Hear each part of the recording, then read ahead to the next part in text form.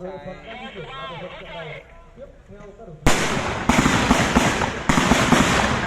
nổ súng không tâm đồng thời vật chủ yếu với bên trái đội hình của địch nổ súng tiến công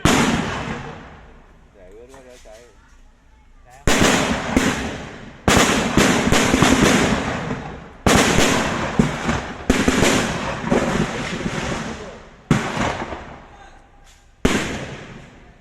quá trình theo dõi